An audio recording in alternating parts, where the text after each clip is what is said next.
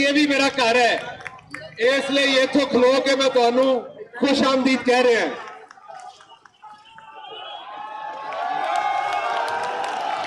हुण मैं तुहाडे नाल कोई चार दिल दीयां गल्लां कर ला। बड़े सारे बंदे आख रहे ने कि जदों दा मैं छुट के आया मैं बोलदा घट है। मैं इस तो बोलदा घट है कि मैं वेखना चाहना है कि जदों असी पूरी तरह तैयार हो गए। तुहानू पता है कि इत्थे असद साहब नू दसो कि वो जिला है जिथे मिल्क शेक का गिलास भी 1 लीटर का होंदा है। इत्थों दे जिमीदार जदों तक रात नू 5 सिर दुध पी के ना सौण उन्हां नू सुकून नहीं आउंदा।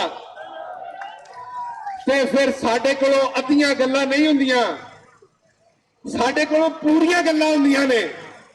मैं इंतजार कर रहा कि जरा थोड़े जे लागे हो जाइए, जो पूरी गल करनी होएगी उदों मैं निकल के गल करा पूरी, क्योंकि जो फिर मैं गल करदा तो फिर गल बड़ी दूर तक चली जाती है। और मैं जिन्होंने रंदा फेरन की गल की थी उन्होंने मैनू ये कोई शक नहीं कि उन्होंने मैनू रंदा फेरिया है, लेकिन मैं हक दे उत्ते सच दे उत्ते तुहाडे भणेवे ने इमरान खान दे नाल वफादारी करके विखाई है। ना मैं पैरों के अंगूठे लाए ने ते ना मैं हाथों के अंगूठे लाए ने। मैं तुहाडियां नजरां थल्ले नहीं होण दित्तियां। तुसीं बड़े फखर नाल कह सकदे हो साडा भणेवा है, साडा पुत्तर है।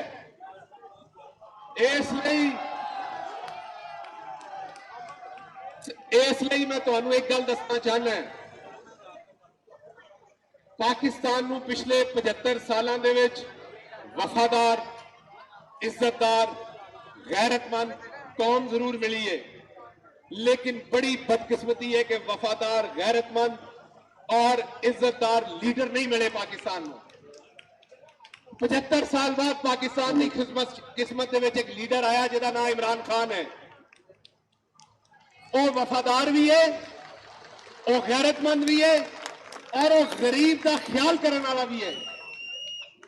असद साहब बड़े सीनियर ने, मैं भी इमरान खान ने मोढे के पिछे खलो के उन्होंने वजीर आजम के तौर पर फैसले करते वेख्या है।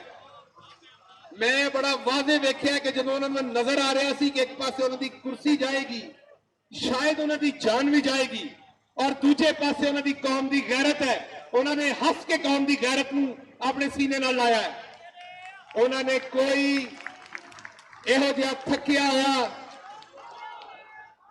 या लिस्सा फैसला नहीं किया जिहदे नाल कौम की गैरत थले जा सकी होवे।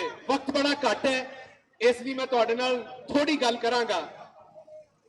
तुसीं 2 दिन पहले असद साहब का खिताब भी सुनिया लाहौर दे विच।